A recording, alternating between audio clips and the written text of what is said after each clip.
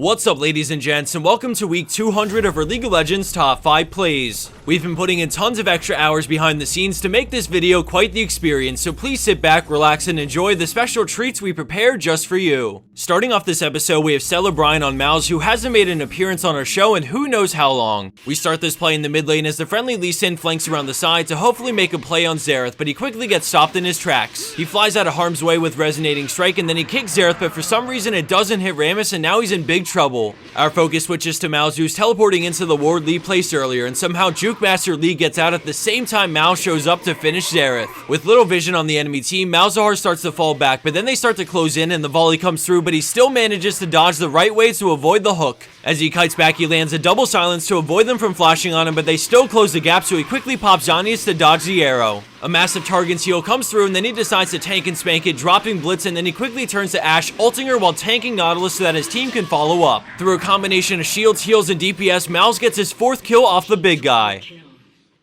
Moving into our number 4 spot, we have Jon Snow on Jinx, coming up huge in the bot lane thanks to amazing synergy with her support. Right off the bat, we see the bull run in, getting a nice pulverize, but then all of a sudden Jarvan is here, and they know he's here because of a ward, so they go into full retreat.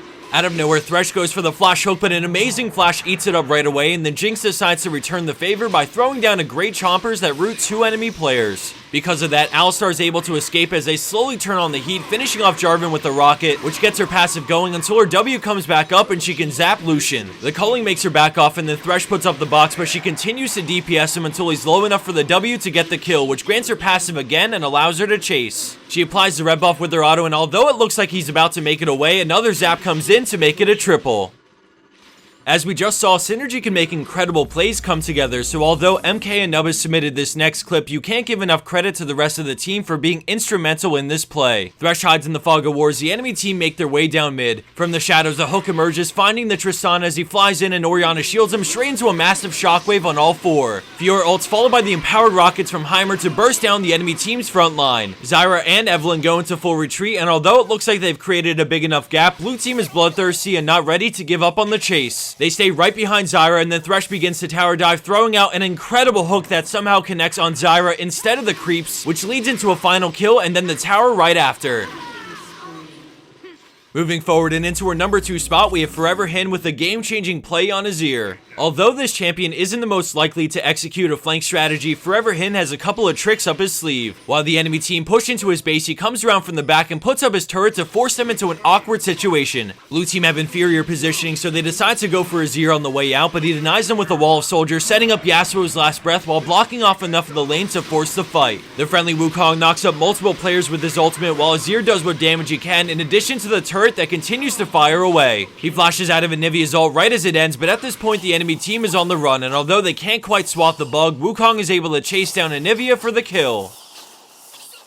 And for our number 1 pro play for this week, we have Dead Alien LFT on Amumu in a Challenger Elo game. With everything nice and even in terms of gold, the next big team fight will go a mile to decide who will become victorious. He works his way close to the fight and hides in the fog of war until he finds an opening as we freeze it.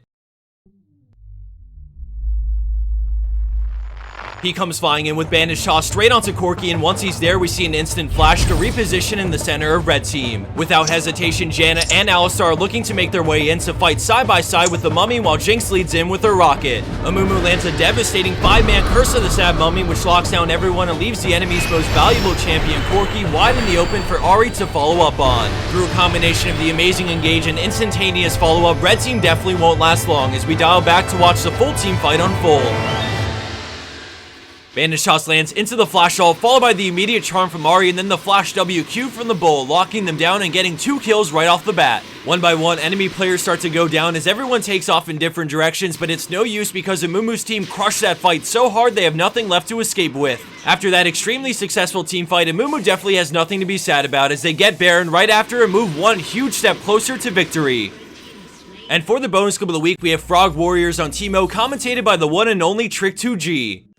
Alright, baby, we back once a motherfucking again. We got Frog Warriors coming in for the gate breaching. He's about to open the gates, people. Looks like topside, the bronze pings are pretty strong. Blitzcrank misses that hook. Oh my god, that ass. That ass. And looks like Shitmo going in. He's going to meet up with Fiora. Fiora doing a lot of damage, but that blind those mushroom effects are definitely affecting Fiora. And looks like he's going to continue to break down the gates. And looks like the gate opener Shitmo will come victorious. Frog Warriors, salute! If you want to see more content from the 2G God himself, visit the description box or click on that annotation to head straight over to his YouTube channel. Before signing off, I wanted to quickly propose something to all you summoners out there who are looking to play the new Hexakill game mode this weekend. We're looking to make a special top 5 plays for it just like we did much earlier this year, and we need your submissions by Monday morning. So what better way to get you guys excited than to offer a big cash reward for the #1 spot. The winner who gets that spot will receive $150 through PayPal. That means if you want to queue up with 5 of your friends and submit a play as a team, then each of you can pull in $25 to use for RP or whatever you'd like. Or maybe you're not that kind of person and would rather queue alone. Well, $150 could be those shiny skins you've always wanted. The reason we're offering that cash prize is because we really need the clips quickly so we can put together the video before the game mode ends. So again, everyone, turn on that low replay this weekend or get Baron replays going because we need those submissions by Monday morning and absolutely no later. Alright everyone, sadly we've come to the end of this video and have reached a milestone I would have never expected. 200 episodes, and we've come so far, transforming and changing alongside the game, but one thing has remained constant: the dedication and support of our amazing fans. Without you and your support, we'd be nothing, so I wanted to say a special thanks to each and every one of you that come back every single video to support us even through the rough times. I know everyone says this, but I truly love our fans so much, and I'm forever thankful for what you guys do. On that note, if you feel like spreading this video and giving it a thumbs up, go for it, but if you don't, all I hope is to see you back here for some more League of Legends top 5 plays in the near future.